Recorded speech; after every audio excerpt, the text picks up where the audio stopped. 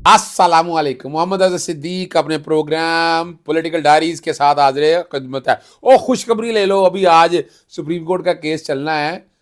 बल्ला आप ही को मिल रहा है, पीटीआई को ही बल्ला मिल रहा है और इलेक्शन कमीशन को जान बचाना मुश्किल हो जाएगी। वैसे वैसे तो उन्होंने खिदमात जनाब मखदूम अली खान साहब एडवोकेट सुप्रीम कोर्ट की हासिल करनी है। मेरा बड़ा बड़ा प्यार और अल्लाह ताला उन्हें ज़िंदगी और सदे, बहुत मेहनती आदमी है।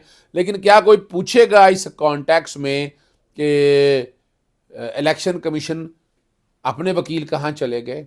यानी एक ऐसे केस के लिए इतने भारी भरकम वकील की खिदमात क्यों ली गई हैं? यानी और लग यही रहा है कि कहीं ना कहीं सियासी जमात ने पाबंद किया है। अभी आपके सामने नवाज शरीफ चला रही है ना पीएमएलएन।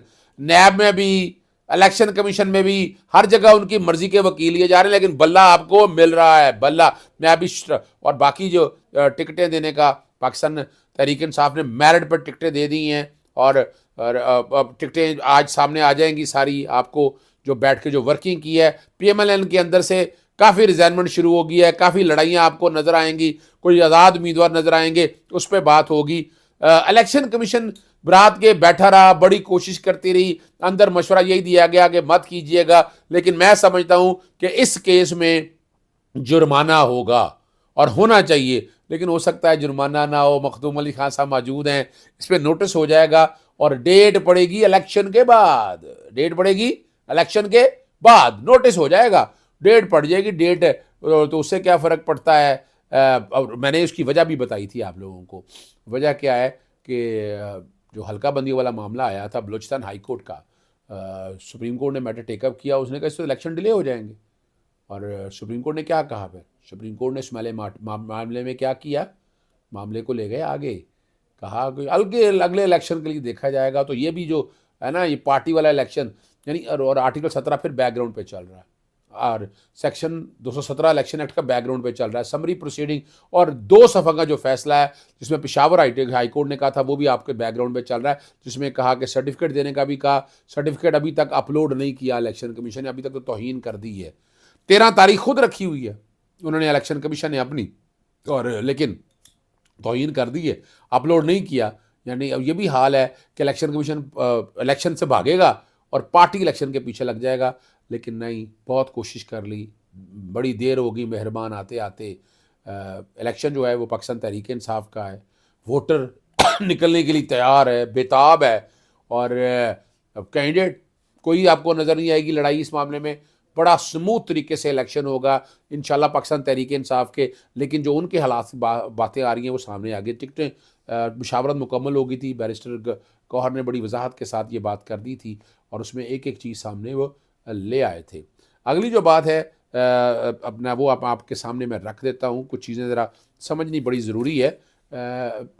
जो टिकटॉक के अंदर लड़ाई है ना नून लीग के हवाले से, वो 2 नाम मेरे सामने आए हैं। आयशा रजब, आपको पता है इन्होंने बड़ा पीएम पाकिस्तान तहरीक इंसाफ से इलेक्शन जीता था और बहुत बड़ी मार्जिन और लीड से जीता था। तो ये, और दानियाल अजीज़ का भी आपने सुन लिया है, बाकी बहुत से लोगों का आपके सामने है लड़ाइयाँ। और ये वजह क्या हुई है कि ये आईपी को सीट एडजस्टमेंट करते फिर रहे हैं। सीट एडजस्टमेंट सिर्फ अलीम खान के जीतने का चांस है, चांस नज़र आता है। लेकिन पाकिस्तान तहरीक इंसाफ अगर वो वेव चल रही तो फिर बहुत मुश्किल और नामुमकिन बातें हैं। जहांगीर तरीन को भी ऐसी जगह से, बाकी जहाँ जहाँ एडजस्टमेंट हुई है वहाँ हारने वाली पोजीशन है। बड़ी बुरी तरह से लग यही रहा है कि सारी आईपीपी तो कोई एक आध सीट, पता नहीं, शायद मुश्किल है। आईपीपी अगर वेव चल रही है, साफ शफाफ इलेक्शन हो गए तो मुश्किल काम है और बड़ा प्रॉब्लम बनेगी। और वहाँ आयशा रजब के मुकाबले में गौहर को एनए का टिकट जारी कर दिया है और इस वजह से जो है वो आज़ाद हैसियत में इलेक्शन लड़ने का ऐलान कर दिया है। आप बाकी भी मैंने आपके सामने काफ़ी चीज़ें रख दी हुई हैं। अवामी नेशनल पार्टी के जो एमएल वली खान के ने और माफ़ी मांग ली थी उन्होंने, और मैंने मुतालबा किया था कि इन्हें जो फजल खान के साथ ज़्यादती की है, अपना अदम तशद्दुद की इनकी सियासत है। और लेकिन बाहर बड़ी बातें करते हैं, चीफ जस्टिस साहब को बड़ी धमकियाँ दी हैं, बहुत धमकियाँ दी हैं, लेकिन वो असूलों पे खड़े होने वाला आदमी है। और रात के प्रोग्राम में मैंने आपको बता दिया था। उसके बाद देखिए अपना जस्टिस मज़ार अली अकबर नकवी के बाद जस्टिस इजाजुल हसन के बाद हालात अच्छे नहीं हैं। जुडिशरी में वो लोग जो राइटिस्ट लोग हैं, जो जुडिशरी में जो जो मेरिट पे चलने वाले लोग हैं, तो वो बहुत से कम लोग हैं कि अगर इस तरह का तनाव रहेगा, इस तरह की हालात वाक़ियत रहेंगे, तो बहुत से लोग जो है ना वो इस्तीफ़ा दे देंगे। और ये तकलीफ़ बात है। और आपको यहाँ जुडिशरी को बचना है। तारीख़ी तौर पर नवाज़ शरीफ के दौर में अगर याद होगा, जब सुप्रीम कोर्ट पे हमला हुआ था, बैकग्राउंड पे आप देख रहे होंगे और अब उस वक्त तौहीन अदालत हुई थी, उस वक्त सजाद अली शाह थे, उस वक्त भी नवाज़ शरीफ का दौर था, किस तरह जजेस में आपस में तकसीम पैदा करने की कोशिश की।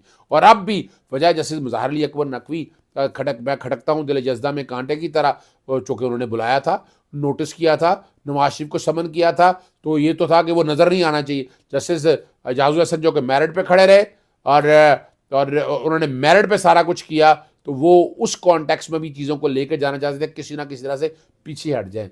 जस्टिस इजाजुल हसन भी शरीफ आदमी हैं और ईमानदार आदमी हैं, इसलिए उन्होंने भी इन सारी चीज़ों को सामने रखते हुए मुनासिब यही समझा है कि ये जो डिवाइड हो रही है, ये जो अब वजह है, देखना सुप्रीम जुडिशल काउंसिल आपकी अपनी है ना जी।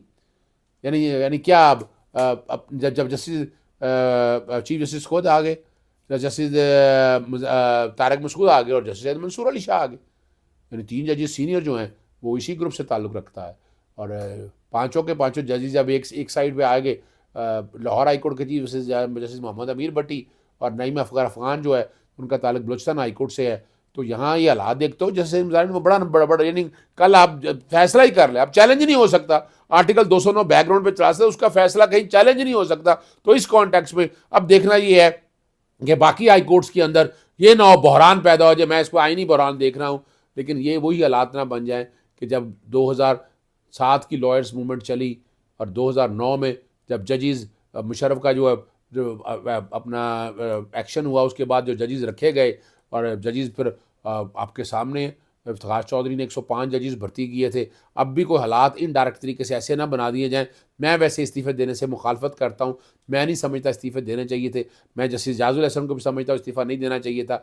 मैं जस्टिस मुज़ाहिर अली अकबर नकवी को भी, और मैंने अपना गिला भी किया है कि इस्तीफ़ा नहीं देना चाहिए था। इस सिस्टम में रहकर, इस मुकाबले में रहकर आगे आना चाहिए, ताकि आप इन सब लोगों का मुकाबला कर सकें। यानी और इस सिस्टम में रहकर लड़ाई लड़नी है। मैं हमेशा से इस बात का कायल हूँ। मैंने कभी भी इस्तीफ़ों को सपोर्ट नहीं किया। आप लोग कई जो हैं वो अपना चीफ जस्टिस जनाब जस्टिस उमर अता बंदयाल साहब का इस्तीफ़ा मांगते रहे। मैं उस वक्त भी लड़ा करता था कि नहीं, इस्तीफ़ा दे देंगे तो वॉक ओवर दे देंगे, आप हालात और वाक़यात इनकी तरफ ले जाएंगे नहीं आगे।